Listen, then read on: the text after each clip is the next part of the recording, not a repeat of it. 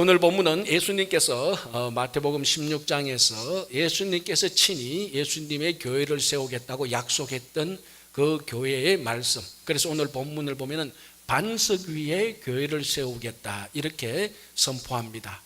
사실 이 본문에 나오는 이 반석이라는 단어가 지난 2000년 동안 더 정확히 말하면 이 가톨릭하고 개신교 사이에 이 반석이란 단어 하나 때문에 굉장히 많은 논쟁이 있어 왔고, 이 논쟁은 아직까지도 끝이 나지 않고 지금도 계속 주석적으로 신학적으로 논쟁을 벌이고 있습니다. 아니, 반석이라는 단어가 뭐 그리 중요하게, 아니 반석이 반석이지 뭐 그 논쟁할 게 뭐 있냐, 이렇게 여러분들이 의문을 가질 수가 있을 겁니다. 당연한 의문이죠. 그러나 오늘 이제 우리가 왜 논쟁이 있었고 그 본질은 무엇인가, 이것을 통해서 교회를 한번 생각해 보겠습니다. 자, 여기서 반석이라는 단어는 헬라어로 페트라입니다. 페트라. 이 페트라, 이것은 여성형인데요, 이것이 중성이 되면은 페트로스입니다. 죄송합니다. 설교 시작에 골치 아픈 헬라어를 말해서. 이 페트로스가 뭔가 하면은 베드로입니다. 베드로. 그러니까 페트라나 반석, 페트로스, 베드로나 사실은 같은 의미입니다. 그래서 베드로의 원래 이름은 시몬입니다. 태어날 때 베드로의 이름이 시몬, 즉 사이몬인데 예수님께서 그 시몬의 이름을 페트로스, 반석으로 바꾸어 주었습니다. 자, 그러니까 그러면 이제 오늘 본문을 보면은 예수님께서 반석 위에 교회를 세운다, 그 글자를 그대로 해석하면 이게 베드로라는 의미입니다. 그럼 예수님께서 베드로 위에 교회를 세운다, 이런 말이 되는 것입니다. 자, 바로 이 말, 이 해석 때문에 가톨릭은 지금까지도 이 해석을 붙들고 있고, 이 말씀을 그대로 반석, 이것을 베드로로 붙들고 있고, 반석 베드로 위에 세운 교회가 진짜 교회다라고 주장하고 있는 것입니다. 자, 여기서 반석, 페트라, 이거는 베드로는 분명히 맞습니다. 이거는 부인해서는 안 됩니다. 다른 걸로 자꾸 해석하면 억지 해석입니다. 베드로가 맞습니다. 예수님은 분명히 베드로 위에 교회를 세운다고 하셨습니다. 그러면은 이 베드로는 어떤 베드로냐라는 것입니다. 결론부터 말하자면은 개인 베드로가 아니고, 한 개인의 베드로가 아니고 12제자들, 그 사도들의 대표가 되는 사도 베드로라는 것입니다.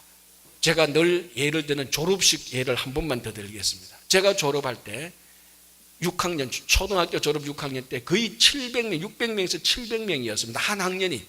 뭐 지금은 생각할 수 없는 학년이죠. 제 있었던 마지막 6학년 때 제 클래스가 74명이었으니까.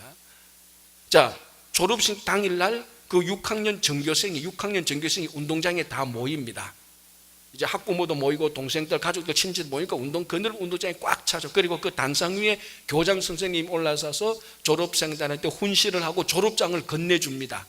700명 되는 사람 졸업장 다 나누어 줍니까 거기서? 아니죠. 대표 한 사람, 그 6학년의 전교회장 대표 한 사람한테만 졸업장을 읽어주고 그 졸업장을 줍니다. 자, 분명히 옆에서 보니까 교장 선생님은 한 사람한테만 졸업장을 줬어. 맞습니다. 그러나 이 대표 한 사람은 개인 한 사람입니까? 6학년 전교 졸업생의 대표로 나온 겁니까? 대표로 나온 것이죠. 그리고 교장 선생님도 이 대표 한 사람에게 졸업장 한 장을 줬지만 진짜 의미는 전교생 6학년 졸업생한테 졸업장을 다 준 것이죠. 그래서 거기서 운동장에서 졸업식이 끝나면 각 교실에 들어가서 선생님이 한 명 한 명한테 졸업장을 다 줍니다. 그러니까 이 졸업장은 실제적으로는 교실에서 내 손으로 받지만은 의미적으로는 이미 운동장에서 교장 선생님이 한 명한테 졸업장을 줄 때 그때 우리가 다 같이 받는 거하고 같은 의미입니다. 오늘 이 본문을 정확히 해석하면은 개인 베드로 위에 교회를 세우는 것이 아니고 12명의 사도들 위에, 사도성 위에 교회를 세우는 것입니다. 그래서 예수님께서 반석이라는 말은 베드로 한 사람을 해석하면 이건 잘못된 해석입니다. 12명의 사도들 다, 더 정확히 말하면 사도성 위에 교회를 세우는 것이 되는 겁니다. 그러면 이제 중요한 것은 베드로의 직위, 베드로의 수장권, 그게 중요한 것이 아니고 베드로가 사도로서 가르쳤던 것, 베드로가 사도로서 살았던 삶, 그게 더 중요한 것입니다. 굳이 말하자면 가톨릭은 어디에 초점을 맞추는가 하면 베드로 한 사람 한 인물에 초점을 맞춰서 거기에 교회를 세운다 이렇게 말을 하는데, 원래 예수님의 의미는 한 인물이 아니고 그 인물 안에 있는 대표들의 사도성, 그리고 사도 베드로가 가르쳤던 사도의 가르침, 사도로서의 삶, 그 가르침에 순종하고 그 사도로서의 삶에 동참하는 것이 진짜 교회가 되는 것입니다. 그래서 정리하면 이렇게 되는 거죠. 베드로는 분명히 중요한 인물입니다, 교회를 세우는 데 있어서. 그러나 베드로의 직이나 베드로의 수장권이 중요한 것이 아니고 베드로가 사도로서 가르쳤던 가르침, 베드로가 사도로서 살았던 삶, 그 가르침에 순종하고 그 사도의 삶에 동참하는 것이 진짜 교회가 되는 것입니다. 자, 그럼 베드로가 사도로서 가르친 삶의 본질은 뭡니까? 복음이죠, 복음. 베드로가 이런 말 저런 말을 하지만은 모든 말의 결론은 복음입니다. 사도 베드로가 왜 순교했습니까? 복음 때문에 순교했습니다. 그래서 이 사도성은 우리가 여러 가지로 해석하고 여러 가지로 말할 수 있지만 딱 중요한 것 한 가지로 말을 하면 복음입니다. 복음 때문에 고난도 당하고, 복음 때문에 손해도 보고, 복음 때문에 기뻐하고, 복음 때문에 즐거워하고, 복음의 능력이 나타나고, 복음으로 사람을 치유하고, 복음으로 구원하는 것, 그게 사도성의 본질입니다. 그래서 여러분 381년에 니케아 콘스탄틴 신조가 생깁니다. 이게 사도신경하고 연관해서 굉장히 중요한 건데, 거기에 네 가지 교회의 특징이 나오는데, 네 가지 교회의 특징이 뭔가 하면은 하나의 보편적인 거룩한 사도적인 교회, 여기에 교회의 특징입니다. 그러니까 교회는 반드시 사도적인 교회가 되어야 됩니다. 사도의 가르침에 순종하고 사도의 삶에 동참하는, 다른 말로 하면은 복음에 순종하고 복음의 삶에 동참하고 복음을 전하는, 그게 진짜 교회입니다. 자, 또 한 가지 더 우리가 이 반석을 해석할 게 있습니다. 해석이니까 그 머리 아픈 것 같은데 그게 아니고, 다시 한번 더 정확히 우리가 이 베드로를 살펴봐야 될 것은 왜 하필 요 때에, 요 타이밍 때에 예수님께서는 베드로 위에 교회를 세우겠다라고 약속을 하셨느냐라는 겁니다. 예수님께서 처음 베드로를 갈릴리에서 부를 때에 베드로가 배와 거물과 부친을 버려두고 예수님을 따라올 때, 그때 베드로 위에 교회를 세우겠다, 왜 그때는 말씀을 하지 않았을까? 그리고 베드로가 예수님에게 충실하고 정말 예수님께 더 헌신할 때 그때 베드로를 왜 베드로 위에 교회를 세운다고 말하지 않았을까? 왜 이때일까? 이게 바로 중요한 것입니다. 이 타이밍 때에 예수님께서 베드로 위에 교회를 세운다 했는 게 이게 중요한 것입니다. 이 타이밍하고 연관되는 게 뭡니까? 베드로의 신앙 고백입니다. 베드로가 뭐라고 고백합니까? 예수님께서 너희는 나를 누구나 하느냐라고 말하니까 베드로가 그 질문을 받자마자 주는 그리스도시요 살아계신 하나님의 아들입니다라고 위대한 신앙 고백을 했습니다. 이 신앙 고백을 듣자마자 예수님께서 바로 베드로의 입에서 나온 그 신앙 고백이 흩어지기도 전에, 그 말의 소리 진동수가 사라지기도 전에 바로 예수님께서 바요나 시몬아 내가 복이 있도다, 이걸 내게 하기는 혈통으로 아는 것이 아니고 하나님께서 알게 해주셨다, 내가 바로 네 위에 교회를 세우겠다라고 말했습니다. 무슨 베드로? 어떤 베드로? 신앙 고백을 한 베드로. 그래서 제가 한번 이 말을 했습니다. 여기서 신앙 고백을 한 베드로, 방점을 찍어야 되면 어디에 찍어야 됩니까? 베드로에 찍어야 됩니까? 신앙 고백에 찍어야 됩니까? 신앙 고백이죠. 베드로는 중요한 인물입니다. 그러나 더 중요한 것은 지금 요 타이밍 때에 베드로가 했던 신앙 고백이 더 본질입니다. 그래서 예수님께서 베드로의 위에 교회를 세우는 것은 신앙 고백 위에 베드로를 세우는 것입니다. 신앙 고백은 뭡니까? 신앙 고백의 본질은 예수 그리스도입니다.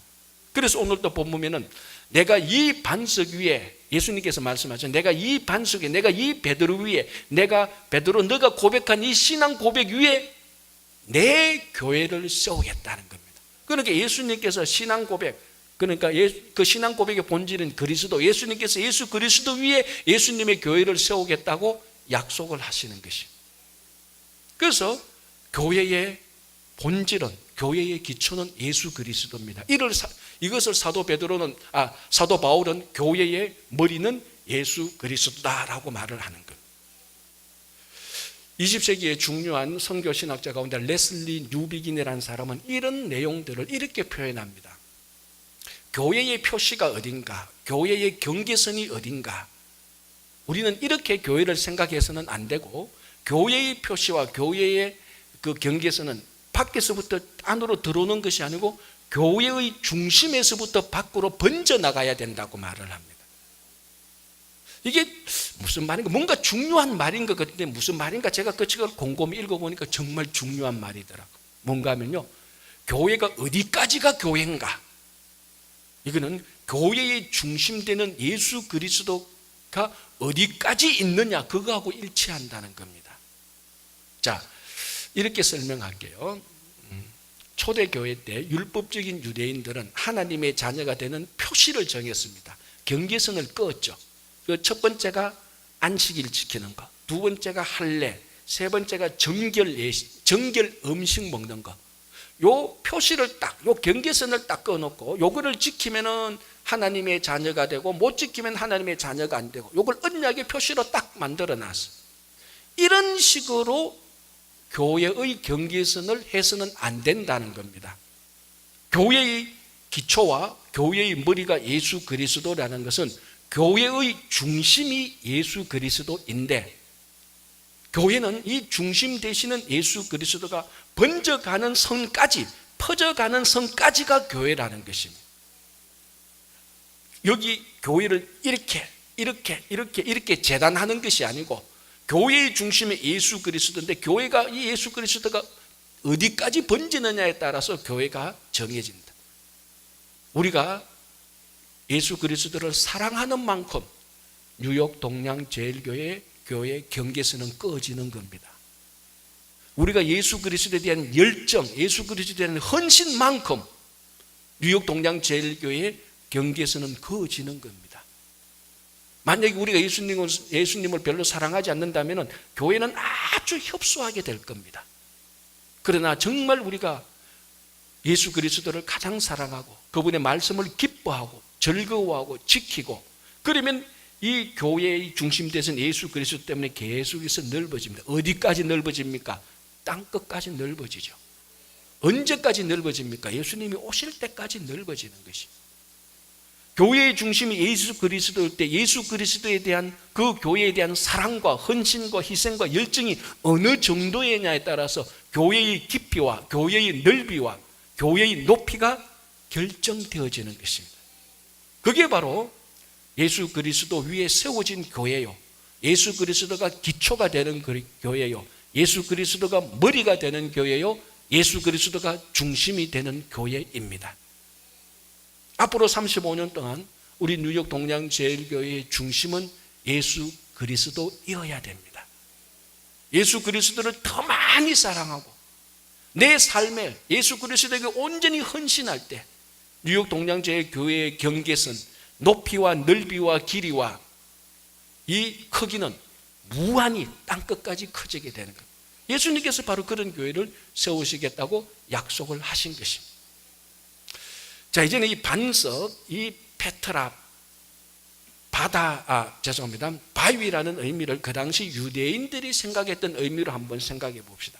유대인들은요, 이 바위, 반석을 부정이 스며들지 않는, 부정이 타지 않는 물체라고 생각을 했습니다. 무슨 말인가 하면 반석이 너무 단단하기 때문에 부정이 안에 들어오지를 못하는 겁니다.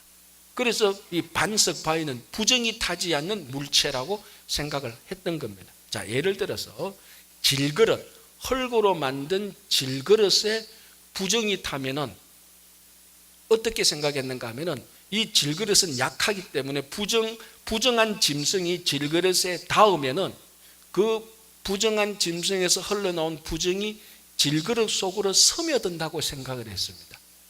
그래서 부정한 짐승에 닿은 질그릇은 어떻게 해야 됩니까? 깨트려서 버려야 됩니다. 왜? 부정이 질그릇 안에 스며들어서 질그릇이 부정하게 되었기 때문입니다. 자, 그럼 반대로 바위로 만든 돌그릇, 단단한 돌그릇에 부정한 짐승이 닿았다. 그러면 이 돌그릇은 어떻게 해야 됩니까? 씻으면 됩니다. 왜? 이 부정이 돌그릇에 닿을 때는, 반석에 닿을 때는 이 부정이 반석 돌 안에는 스며들지 못합니다. 그냥 반석에 돌그릇 묻어 있습니다. 묻어 있으니까 깰 필요가 없잖아요. 그냥 씻어내면 됩니다. 이처럼 반석은 부정이 타지 않는 물체라고 생각을 했습니다.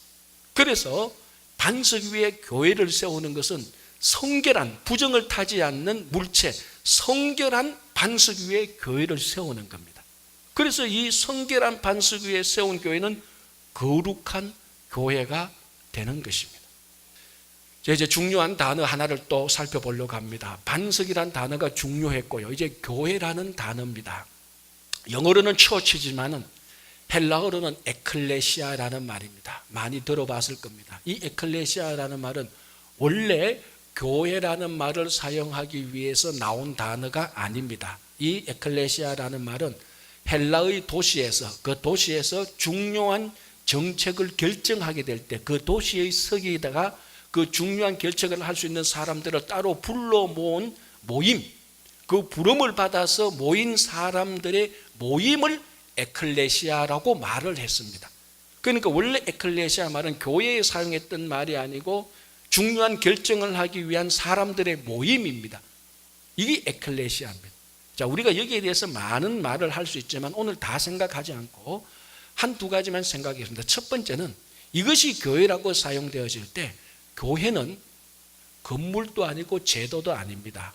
자, 우리가 함께 예배드리는 이 뉴욕 동양제일교회 이 50-43-97 플레이스 코로나에 있는 이 교회는, 이 건물은 교회 건물이지 교회가 아닙니다. 교회는 오늘 우리가 모여있는 이 모임, 하나님의 백성들이 예수 그리스도를 구주로 고백하는 이 모임이 교회지, 이 건물, 이 벽돌로 올린 이 교회의 건물은 그냥 건물입니다. 예배드리는 장소죠. 그게 에클레시아라는 모임, 그것이 교회입니다.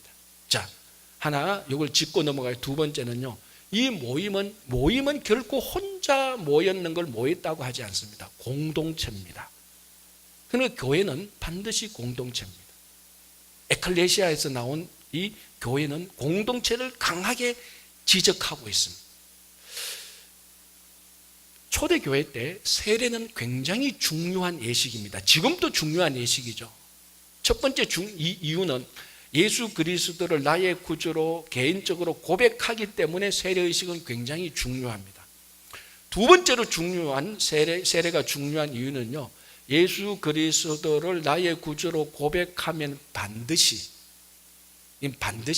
영어로만 머스트죠. 반드시 예수 그리스도의 몸에 지체로서 붙어 있어야 됩니다. 그래서 세례를 받은 사람은 새로운 공동체, 교회라는 공동체에 가입을 해야 되는 것입니다. 초대교회 때는 자기가 세례받고 예수를 나의 구주로 고백하고 교회 안 나가는 것은 상상할 수가 없는 것입니다. 그것은 세례받는 것이 아닙니다. 예수 그리스도를 나의 구주로 고백했다면 예수 그리스도의 몸된 교회에 내가 지체로 붙어 있는 것이 세례입니다. 자, 얼마 전에 책을 읽었는데요, 그 책의 저자가 이런 고백을 합니다. 한 2년 동안 자기 집에 키웠던 애완견이 있습니다. 그러니까 2년 동안 개를 너무 사랑했기 때문에 그 주인 집에 있는 모든 그 가족들도 개를 자기 가족으로 생각하고 가니보는 개도 그 자기 가족으로 생각하는 것 같아요. 그런데 어떻게 하다 보니까 일주일 동안 해외여행을 가게 되었는데 이 해외여행 가는 동안에 여러 가지 사정으로 이 개를 데리고 가지 못할 해외여행입니다. 그래서 어떻게 했는가 하면 이 개를 일주일 동안 잘 돌봐줄 곳을 알아봤는데, 저는 못 봤는데 미국에 애완견 호텔이 있다나요? 있대요. 그래서 워낙 이 개를 사랑하기 때문에 애완견 호텔에 맡겼는데 일주일 그 호텔 체류비가 자기들이 해외여행 체류비보다 더 비싸대요. 진짜 개팔자가 상팔자예요.